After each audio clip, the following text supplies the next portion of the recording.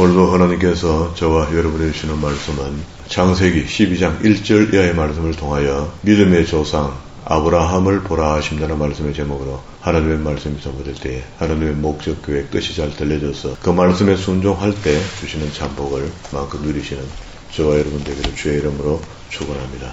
지난 시간에 아담의 후손들 족보, 그리고 또 노아의 후손들의 족보는 많이 중요하다 이렇게 이야기를 했는데, 그 족보 사이에 이게 노아의 홍수가 끝나고 난 뒤에 함, 셈, 야벳 이 세 사람을 통해서 인류의 다시 새로운 시조가 열려가는데, 물론 처음 조상은 아담과 하와고 두 번째 중조상으로 이야기할 수 있는 노아의 홍수 사건 이후에 노아의 가족 노아와 함과 셈과 야벳입니다. 그러면 함과 셈과 야벳이, 함은 아프리카, 셈은 아시아, 야벳은 백인, 이렇게 하면 우리 이 땅에 살고 있는 모든 사람들의 인종이 세 부류로 갈라지잖아요. 그렇게 해서 온 세계의 구음이 달라지면서 흩어진다는 이야기를, 바벨탑을 쌓다가 하나님께서 그들의 언어를 혼잡게 해서 흩어버렸다, 그런 이야기입니다. 그래서 이게 이제 출애굽기 19장 5절과 6절의 말씀에 가면은요, 세계가 다 내게 속하였다라는 말씀과 연결되어 있죠. 그러는 과정, 그 명령을 듣기까지의 과정이 이제 아브라함부터 시작되는 겁니다. 물론 세월은 많이 흘렀습니다. 셈의 후손 중에서 악한 가지가 있고 선한 가지가 있다, 성경에는. 이렇게 선한 가지, 셈의 후손을 통하여 아브라함이 나오고, 아브라함의 후손을 통하여 결국 끝에 가면은 예수가 나오는 겁니다. 구세주가 되고 우리에게는 메시아가 되는 거죠. 그러면 처음 조상은 아브라함이 하나님을 만나셔서 이제 큰 민족을 이루게 하고 나라를 이루게 해서, 나라를 이루게 해서 뭘 하려고? 선교 민족을 만들려 하는 겁니다. 그런데 이런 말씀들을 보면은 오늘 우리 예수 믿는 사람들이 구원함을 입고 난 뒤에 잘 먹고 잘 살게 되든 잘 먹고 잘 못 살게 되든 상관없이 하나님이 우리를 구원시켜주는 목적은 정확합니다. 사마리아 땅까지 복음을 전하는 일에 일조하는 겁니다. 어떤 식으로든지. 물론 우리 종교 기득권 안에서 해외 선교를 풍성하게 하고 많은 재정을 가지고 많은 일들을 해내는 사람도 있죠. 그러나 개미손이 필요합니다. 개미손. 그러니까 우리가 주식 세계를 들여다보면은 큰 손이 있고 개미 군대가 있잖아요. 작은 손이 모여서 큰 손을 이렇게 빛나게 만들어준 거죠. 그렇게 작은 투자자가 모여가, 개미처럼 모여가 움직이고 있으면서 그렇게 맨날 큰 손에게 손해보면서도 한번 해볼기라고 달라드는 거 아닙니까? 그런 겁니다. 그래서 많은 기독교인들이 표시 안 나게 음으로 양으로 선교일에 힘쓰고 있는 건 사실입니다. 그러나 우리 믿음이 바르게 시작됐으면 좋겠다. 그 잘못된 이신칭의 이해를 통하여 또 그렇게 배웠기 때문에 그렇게 사는 것, 그거 누가 책임이 있습니까? 가르친 자들의 책임이 있습니다. 이런 것들이 아브라함에서부터 다 걸려 있거든요. 여기는 지금 아브라함에게 하나님께서 본토 친척 아비 집을 떠날 때에 막무가내 가봐 이렇게 하는 게 아니고 그를 선택하고 그에게 하나님께서 복을 주었는데요. 첫 번째 복이 2절에 내가 너로 큰 민족을 이루고 내가 네게 복을 주어 네 이름을 창대케 하리니 너는 복의 근원이 될지니라. 너를 축복하는 자에게는 내가 복을 내리고 너를 저주하는 자에게는 내가 저주하리니. 다섯 번째, 땅의 모든 족속이 너를 인하여 복을 얻을 것이니라. 이렇게 아브라함 계보, 선한 계보에 붙어있는 사람들은 다 이러한 복을 받는다 했습니다. 첫 번째 거는 내가 너로 큰 민족을 이루겠다.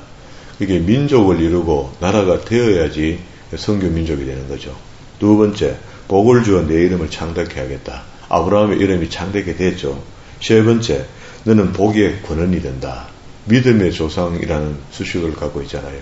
아브라함처럼 믿으면은 어떻게 복 받는다는 이야기입니다. 그렇게 아브라함이 복의 근원이 되는 거죠. 네 번째, 너를 축복하는 자에게 내가 복을 주겠다. 하나님께서. 그러면은 아브라함하고 가까이 해보기에는 와, 좋은 일이 많이 생기더라 하는 사람들이 많이 생기면은 아브라함도 좋고, 그렇게 아브라함이 믿음의 조상이고 믿음에 대한 일들을 하는 것을 좋게 여기고 아브라함을 좋게 평가하는 사람도 있고, 뭐 저래 살아 이렇게 하면서 핍박하는 부류가 있을 것이고, 두 부류잖아요 항상. 그러면 좋게 이야기하는 사람은 복을 받게 되고 나쁘게 이야기하는 사람은 재앙을 얻게 된다. 그리고 다섯 번째, 땅의 모든 족속이 너를 인하여 복을 얻게 된다. 지금도 하나님께서 믿음의 사람들에게 주신 재물과 모든 환경들이 일단 믿지 않는 사람들에게 이렇게 맡겨져 있는 것처럼 구조가 그래 되어 있습니다. 그래 있다가 믿음의 사람들이 확실한 믿음의 걸기를 내놓으면요, 하나님께서 부를 믿음의 사람 쪽으로 쑥 옮겨 주었다가, 또 그렇지 않으면은 물질 때문에 사람이 망하겠다 싶으면은 물질을 빼서 반대편으로 세상적으로 옮겨 놓기도 하거든요. 그렇게 꼭 물리적으로 요렇다 저렇다는 말은 못하지만 하나님이 우리에게 복을 허락하실 때 그렇게 허락하시는 것 같아요. 그리고 4절에 이에 아브라함이 여호와의 말씀을 쫓아갔고 롯도 그와 함께 그의 조카 집도 아브라함의 복받고 하나님을 만나고 떠나는 과정 속에 섞여서 따라 나오는 겁니다. 따라 나와서 하나님의 말씀을 선하게 여기고 또 하나님의 사람과 함께 하면은 복이 되고 떠나가면은 복이 되지 않는다는 것을 적나라하게 보여주는 겁니다. 이게 물론 현상이 생겼죠. 가축이 많아지니까 롯의 재산과 아브라함의 재산 그리고 관리하는 사람들이 서로 다툼이 생기고 하니까 그러면 우리 흩어져 살자. 네가 우하면 나는 좌하고 네가 좌하면 나는 우하겠다. 선택권을 먼저 준 겁니다. 그래 줬는데 롯의 가족들이 소알 땅을 택한 거잖아요. 소돔과 고모라 땅입니다. 그게. 거기를 택하고 거기로 갔습니다. 갔는데 거기는 하나님께서 조금 있으면은 악이 관연해서 심판할 땅이라는 것을 아브라함에게 알게 하잖아요. 이러는 과정 속에 그렇게 아브라함 중심으로 가야 될 사람들이 떠나가면은 어려움을 당한다는 것을 역설적으로 보여주는 그런 장면입니다. 그게 하나님의 복이 아브라함으로부터 시작된다라는 것을 증명해 주는 거죠. 그리고 6절에 아브라함이 그 땅을 통과하여 세킴 땅과 모래 상수리 나무에 이르러 그때에 가나안 사람이 그 땅에 거하여 있고 이미 가나안 땅에 사람들이 많이 살고 있었습니다. 왜? 그나마 그 사막 중에 거기는 살만하거든요. 그래서 여호와께서 아브라함에게 나타나 가라사대 내가 이 땅을 내 자손에게 주리라 하신지라. 그때는 진짜 보기에는 좋은 땅 맞죠.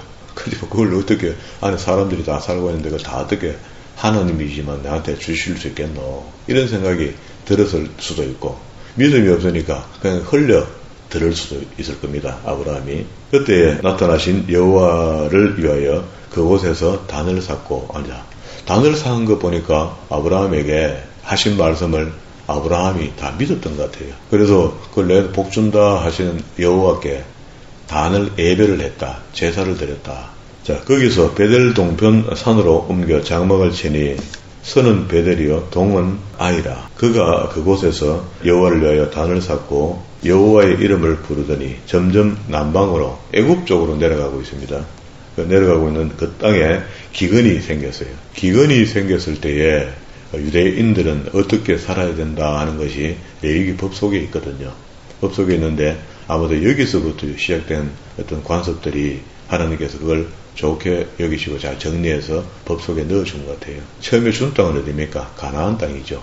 가나안 땅에 귀가하고 가나안 땅에 있어야 되는데 거기서 어떻게 살고 있는 사람들이 민족들이 어떻게 돌아간다 하는 것을 잘 이해하고 숙지하고 있으면 좋겠는데 기근이 생기니까 아브라함이 애굽으로 들어가는 겁니다. 룻깃을 보면 그게 잘 나타나죠. 그게 본 땅에 기근이 오니까 그걸 팔고 모압으로 넘어간 거죠. 모압으로 넘어갔다가 아버지 죽고 아들 다 죽고 이상하게 돼버렸죠. 그러면서 다시 이방 여인 룻도 모압 여인 말입니다. 이방 여인 룻도 그 어머니와 시모 함께 고향으로 돌아와서 믿음의 생활을 잘 하니까 하나님께서 복을 주시더라 그런 겁니다. 이게 다 하나님께 속했다는 거예요. 아브라함의 후손만 하나님께 속한 게 아니고 그게 하나님은 만약에 그렇게 할 것 같으면은 예수의 가문이 되는데 아브라함의 후손이 그렇죠. 예수의 가문이 되는데 거기다가 모압 여인을 집어넣었단 말이에요. 그럴 수 없습니다. 그래서 그걸 다시 정리하면은 모든 사람이 다 하나님께 복받아야 될 피조물들인데 부분마다 사람들이 거역하고 안 받으려는 거죠. 그게 안 받으려고 본인이 거역하고 우상숭배하는 것을 갖다가 어떻게 불러서 복을 줍니까? 이게 복을 받을 수 있도록 마음을 돌이킬 때에 칭의도 역시 그렇습니다. 물론 예정된 사람이 다 칭의받고 구원함을 입지만 칭의가 임할 때에 우리가 할 수 있는 건 아무것도 없다 하지만 그래도 하나님을 향하여 바라본다든가 소망한다든가 뭐 이런 액션들이 펼쳐질 때 그런 것들이 마음속에 이미 생겨서 표현되어 나올 때쯤에는 성령이 우리와 함께 하셨기 때문에 그 칭의에 대한 반응이 나올 수 있다고 볼 수 있겠지만 그런 겁니다. 10절에 그 땅에 기근이 있으므로 아브라함이 애굽에 우거하여 그리로 내려갔으니 이는 그 땅에 기근이 심하였습니다. 아무리 심해도 내려가면 안 되죠. 이게 이제 믿음의 비법입니다. 아브라함의 믿음의 비법은 이런 것들을 경험해서 이제는 그렇게 안 하는 거예요. 그런데 이때는 몰랐기 때문에 처음 75세 때 갈대아 우레에서 신앙생활 한 번도 해본 적이 없고 하나님을 처음 배웠고 순종해서 나왔더니 이런 말이거든요. 그게 하나님 복음 받았는데 이런 것도 잘 모르잖아요. 그가 애굽에 가까이 이르렀을 때에 아내 사레들어 말하되 알기에 그대는 아리따운 여인인데 애굽의 지도자가 혹시 너를 취하려고 나를 죽일 수 있다. 내가 남편이다 이렇게 이야기하면 그래서 그렇게 하지 말자. 그러니까 이제 누이 동생이다 이렇게 이제 만드는 거죠. 그랬더니 애굽에 한 무리가 내려오니까 애굽 왕이 아브라함의 무리를 만난 겁니다. 만나서 아니나 다를까 아리따운 사례를 왕비로 취하려고 불러들인 겁니다. 그리고 난 뒤에 아브라함에게 오빠잖아요. 공식적으로는. 그 오빠에게 재산을 많이 줬죠. 16절에 보면 이에 바로가 그를 인하여 아브라함을 후대함으로 아브라함이 양과 소와 노비와 암수 나귀와 약대를 얻게 됩니다. 이런 일은 참 남자로서요. 지금 내가 남자인 내가 아브라함을 마음을 이렇게 헤아려 보면 참 처참합니다. 자기 아내를 팔아먹는 격이 되잖아요. 이런 게 하나님이 간섭 안 하시면 도저히 해결될 수 없는 그런 상황이 되어버리는 거야. 그게 애초에 애굽에 내려가지 말았어야 되는 겁니다. 하나님이 주시려는 가나안 땅이 비가 안 와도 거기에서 굶어 죽든지 말든지 거기서 있어야 되는데 그거 살려고 내려갔던 땅이 더 큰 문제가 발생되는 이런 일이 벌어진 겁니다. 그렇게 해서 17절에 여호와께서 아브라함의 아내 사레를 연고로 바로와 그 집에 큰 재앙을 내리시는 무슨 재앙을 내린지는 알 수 없는데 금방 알아차릴 수 있도록 내가 이 여자를 받아들이고 난 뒤부터 이런 일이 생겼다 하는 것을 알 수 있도록 그렇게 하셨겠죠. 바로가 아브라함을 불러서 이르되 내가 어찌하여 나를 이렇게 대접하였느냐 내가 어찌하여 그를 내 아내라고 내게 고하지 아니하였느냐 거짓말했나 이 말이죠. 내가 어찌 그를 누이라 하여 나로 그를 취하여 아내를 삼게 하였느냐. 그게 바로 쪽에서는 아무 잘못이 없어요. 이래 되면은요. 그런데도 불구하고 이 사건을 통해서 그렇게 아브라함을 훈련하는 겁니다. 그래서 바로가 사람들에게 이 일을 명함에 그들이 그 아내와 그 모든 소유를 살려서 보내주는 것이 덕이다 생각하고 돌려보냈습니다. 그래서 아브라함이 13장에서는 다시 가나안 땅으로 돌아옵니다. 돌아와서 제일 처음에 한 것이요. 보세요. 3절에 보면 그가 남방으로부터 발행하여 애굽에서 말이죠. 베델에 이르러 베델과 아이 사이에 전에 장막 쳤던 곳이죠. 전에 장막 쳤던 그곳에서 지난번에 하나님께 제사를 드렸죠. 처음 하나님께서 가나안 땅을 주시겠다 하고 그곳에 제사를 드렸던 것처럼 이번에도 큰 깨달음이 있었다 그런 겁니다. 죽다 살아난 거죠. 그게 그 어려움 속에 하나님이 나를 도우셨구나 하는 것을 아니까 감사의 제사를 하나님께 드릴 수밖에 없잖아요. 4절 그가 처음으로 단을 쌓은 곳이라 거기서 여호와의 이름을 불렀더라. 아브라함의 일행 롯도 양과 소와 장막이 있으므로 그 땅에 그들을 동거함을 용납하지 못하였으니 곧 그들의 소유가 많아서 동거할 수 없다. 애굽에 내려갔다 왔을 때 큰 그 위기는 왔지만 부는 더 많아진 겁니다. 애굽 왕이 준 게 선물 받은 것도 많고 그래서 롯도 한 가정을 이루고 있으니까 많은 소와 양이 있어서 이제 트러블이 생기는 거죠. 양쪽 집안이. 그러므로 아브라함의 가축의 목자와 롯의 가축의 목자가 서로 다투고 또 가나안 사람과 브리스 사람도 그 땅에 거하여 있고 자충우돌입니다. 이런저런 문제가 자꾸 생기는 거예요. 그래서 이 문제를 해소하려고 또 아브라함이 또 결단을 합니다. 8절에 아브라함이 롯에게 이르되 우리는 한 고륙이라 나나 너나 내 목자나 서로 다투게 말자. 내 앞에 온 땅이 있지 아니하냐. 나를 떠나라. 네가 먼저 좌하면 나도 우하고 네가 우하면 내가 좌하겠다. 이렇게 조카하고 뭐 더 가져가려고 하는 그 욕심을 부리는 것도 아니고, 일단은 좀 흩어져서 사는 게 좋을 것 같다. 그럼 네가 우하면 내가 좌우고, 네가 좌하면 내가 우할게. 어느 쪽에 가든지 내가 그 반대편으로 갈게. 이렇게 이야기를 한 겁니다. 이에 롯이 눈을 들어 요단의 덜을 갖다가 바라본 적 소알까지 온 땅에 물이 넉넉하니, 뭐 이거면 최고의 땅이죠. 기름진 땅입니다. 이미 거기에 도시가 만들어져 있고, 여호와께서 소돔과 고모라를 멸하시기 전인 거로 여호와의 동산 같고 애굽 땅과 같았더라. 애굽은 델타 지역이니까 거기다 비옥하다 그랬죠. 그런 땅으로 가나안 땅, 사막 땅이 그렇게 일부분이 초지가 있다는 게 너무너무 좋잖아요. 그러니까 롯이 그 땅을 택합니다. 그러므로 롯이 요단 온 들을 택하고 동으로 옮기니 그들이 서로 떠난지라. 자, 이런 거는요, 믿음의 사람, 그 믿음의 사람이라는 것은 지금 아브라함 중심으로 이 글을 적잖아요. 이 아브라함이 믿음이 없을 때인데도 믿음이 이제 출발이잖아요. 그 믿음이 한목에 화닥닥 다 생기가 막 믿음대로 하는 게 아니고, 처음에 뜨겁지만은 그게 실수가 많잖아요. 우왕좌왕합니다. 우리가 다 처음 믿었을 때 경험한 것들이잖아요. 그러면 처음 믿었던 아브라함이 그 애굽으로 내려가는 실수를 범하고 혼이 나고 돌아왔고, 두 번째는 롯과 살림을 가르자 할 때 그때도 역시 욕심 없이 한 겁니다. 이제는 이제 조금 하나님을 아는 거죠. 하나님이 나를 선한 길로 인도하실 거야 하는 것을 믿는 겁니다. 이게 이제 전에와 지금 다 달라진 거죠. 그러면서 롯은 눈에 보기에 좋은 땅으로 가버렸고, 아브라함은 반대편 땅이니까 척박하겠죠. 아브라함은 가나안 땅에 가였고, 롯은 평지 성읍들에 머무르며 그 장막을 옮겨 소돔까지 이르렀더라. 소돔 사람들은 악하여 여호와 앞에 큰 죄인이라. 이렇게 죄는 많은데 관연하지 않았기 때문에, 꽉 차지 않았기 때문에 심판을 보류하고 있는 그런 상태였어요. 그 뒤에 가면 나중에 이제 소돔 고모라 땅을 심판하러 가거든요. 갈 때에 아브라함이 롯의 가정을 위하여 중보하는 과정이 있습니다.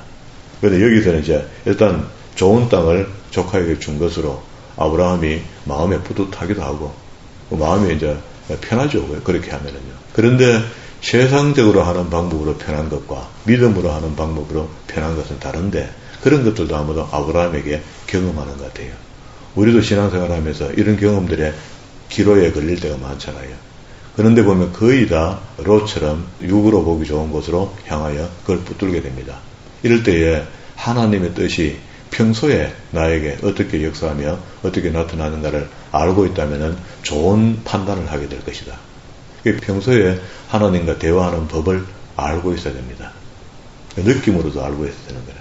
그러면 이제 롯이 아브라함을 떠난 후에 여호와께서 아브라함에게 이르시되 너는 눈을 들어 너 있는 곳을 동서남북으로 바라보라. 15절에 보이는 땅을 내가 너와 내 자손에게 주리니, 이게 롯을 보내고 난 뒤에 아브라함에게 하나님께서 이 지금 복을 주는데요. 땅을 보여주면서 주겠다는 복과, 그리고 그곳에 자손들이 굉장히 많아질 것이다. 그래야 나라를 만들 수 있거든요. 땅과 백성이 있어야 나라가 되잖아요. 이렇게 하겠다는 복을, 우리는 물질이 얼마 생기고 금이 몇 킬로 생기고 몇 돈 생기고 이게 복으로 생각하는데 그렇지 않죠. 미래를 준비할 수 있는 탄탄한 베이스가 필요하잖아요. 근데 이거는 하나님이 아브라함을 들어서실 때 이렇게 이제 준비하면서 믿음의 분량을 키워나가는 겁니다. 그러면 이렇게 보면 이제 아브라함이 75세에 갈다 우러 아버지의 집을 떠나서 살아가는 동안에 마지막에 175세에 숨을 거둘 때까지 100년 기간이잖아요. 100년 기간 동안에 믿음이 어떻게 해요? 성장해가죠. 이게 우리가 창세기부터 이야기하는 이 이야기를 오늘 우리 예수 그리스도를 믿고 칭의 받았으니까, 이때도 역시 아브라함이 아무것도 모르는 사이에 15장에 가면 칭의를 받거든요. 칭의 받고 난 뒤에 그리고 이에게 복을 이렇게 주시는 것처럼 우리도 하나님 앞에 정직하게 사는 방법, 거룩하게 사는 방법, 이런 것들을 배워야 되는 겁니다. 이때는 성경이 없을 때니까 하나님이 직접 말씀으로 주셨고, 오늘은 성경 66권이 픽스되어서 특별 계시로 우리에게 주어졌으니까 이 특별 계시 속에 있는 하나님의 역사하심, 하나님의 음성, 이걸 찾아내고 내게 적용하여 살아가는 거라. 그런데 적용하라고 해놨더니 잘 먹고 잘 사는데 적용 막 해갖고 이상하게 적용하는, 그건 잘못된 겁니다. 정직하게 적용하는데, 그 정직하게 적용한다는 것은 성령께서 우리와 함께 하시면서 깨닫고 알게 하시는 것, 그거 이야기하는 거거든요. 성령이 우리에게 가르치시는 것, 그걸 이야기하는 겁니다. 그러면은 앞에 아브라함이 지난번에는 애굽으로 내려가는 그 기근을 줬더니 실수를 했잖아요. 이번에는 어떻게 합니까? 네가 우하면 내가 잡고 내가 잡으면 우하겠다. 이렇게 하면서 가나안 땅을 안 떠났어요. 가나안 땅이 안 떠나고 버티니까 하나님께서 땅 15절에 보이는 땅을 내가 너와 내 자손에게 주리니 영원히 이르게 된다. 두 번째, 내가 16절에 내가 내 자손으로 땅에 티끌 같게 하리니. 그러면은 약속을 이렇게 받았지 현재 받은 것은 아니지만 앞에 결정을 잘한 것에 대한 보상입니다. 그죠? 우리가 신앙생활 처음 할 때 늘 그랬잖아요. 이런 기도하면 하나님 응답하시는 게 이런 게 하나님의 복이란다 하는 것을 알게 하는 거죠. 그런데 우리는 욕심이 너무 많으니까 계속 잘 되고 잘 돼야 된다 하는 의식으로 하나님께 복을 빌기 시작한 거죠. 우리는 샤머니즘이라는 토대 속에서 예수 그리스도를 영접했고 기도하는 버릇을 그렇게 갖고 있었기 때문에 그렇게 기도할 수밖에 없었던 겁니다. 예수님께서 우리에게 기도를 가르쳐 주실 때 하나님의 나라를 위하여 기도하라 이렇게 이야기했잖아요. 그런데 우리는 내 잘 먹고 잘 사는 거 이거 기도 이 땅에서 잘 살아야 되겠다는 욕심을 가지고 기도하니까 처음에는 옅은 신앙, 아브라함 같은 이런 신앙 때는 복을 주죠. 그것도 응답하시죠 하나님께서. 그런데 이제 사람이 성장해 나가면서 커져가니까 어떻게 믿음의 연전은 한계가 있잖아요. 우리가 짧으면 70, 길면 80이라는 한계 속에서 우리의 믿음을 꽃피워야 되는데 그러기에는 꽃피워보도 못하고 매일 어린아이처럼 달라 하니 그러면 지금은 우리가 신앙이 좀 성숙도가 있어야 된다. 10년을 믿었다는 자랑이 아니고 10년을 믿었으면 성숙한 신앙이 되어야 된다. 그런 이야기입니다. 그러기에 17절에 너는 일어나 그 땅을 종과 횡으로 행하여 보라. 하나님이 주시려고 했던 땅 말이다. 내가 그것을 내게 주리라. 18절 이에 아브라함이 장막을 옮겨 헤브론에 있는 마물의 상수리 수풀에 이르러 거기서 거하며 거기서 여호와의 단을 또 샀더라.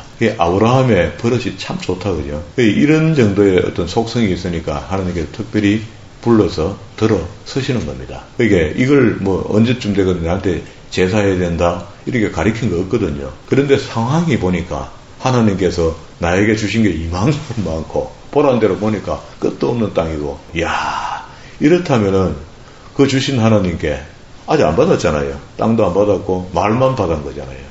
자손도 없습니다. 자손이 없다니까 씨가 없다니까 이 집에 지금. 그런데도 불구하고 하나님 앞에 감사합니다 하고 재산을 쌓았다. 오늘날 같은 우리가 예배를 해보겠다. 그런 이야기입니다. 이게 우리가 무너짐에 대해서는요. 그 무너짐을 일으키는 것은 억지로 무슨 기준기를 가가 일으킨다든가 완력으로 엔진을 가서 일으킨다든가 그렇게는 안 됩니다. 기독교인의 무너짐을 회복하는 약은 예배밖에 없습니다. 지금도 내가 내 신앙이 유리방황한다 이런 마음이 들거든 아무 소리 하지 말고 어떻게 해요? 예배를 회복해야 됩니다. 힘들더라도 물론 힘듭니다. 무너진 신앙을 회복하는데 예배로부터 재생시켜야 되는데 그게 얼마나 힘들겠습니까? 그리고 또 내게 맞는 예배 장소를 찾아야 되잖아요. 이런 저런 것들 따져보면 상당히 힘든데 어쨌든 예배로부터 자기 무너진 신앙이 회복된다는 이 비밀을 우리가 분명히 알고 있어야 됩니다. 그래서 우리가 고난스럽고 어렵고 환난이 오더라도 온 것이 문제가 아니고 온 것을 일으킬 수 있는 힘이 무엇이냐는 비밀을 알고 있느냐 모르고 있느냐 여기에 걸려 있는 겁니다. 그렇게 롯의 가족들은 그걸 몰랐고 아브라함과 함께하는 사람들은 고난 속에서도 이렇게 하면 하나님 우리와 함께 하신다는 것을 알고 있었던 사람 같아요. 그래서 14장에 이제 드디어 잘 먹고 잘 살았고 갔던 땅에 환란이 일어났죠. 시간이 오늘 32분 됐으니까 마치겠습니다. 여기서 잘 먹고 잘 살라고 갔던 땅이 잘 먹고 잘 사는 땅이 아니고 하나님이 함께하는 땅이 보기는 척박해도 그것이 잘 먹고 잘 살 수 있는 땅이라는 것을 알고 하나님의 뜻이 무엇인가를 늘 성경을 통하여 들으라고 또 하나님의 마음이 나를 향하여 어떠한가 하는 것을 성경을 통하여 보려 하고 내가 하고 있는 이 일이 하나님 보시기에 합당한지 안 한지 이걸 갖다가 고민해보는 그러니까 내가 지금 하고 있는 이 행동이 하나님 앞에 아름다운지 선하냐 안 선하냐 말이죠. 이런 것들을 비추어서 보면서 내 삶을 영위해가면은 그게 바로 하나님이 기뻐하시는 삶이 아닌가 이렇게 생각합니다. 성경대로 믿고 성경대로 살다가 성경대로 우리가 천국 가는 그런 믿음의 사람들이 다 되기를 주의 이름으로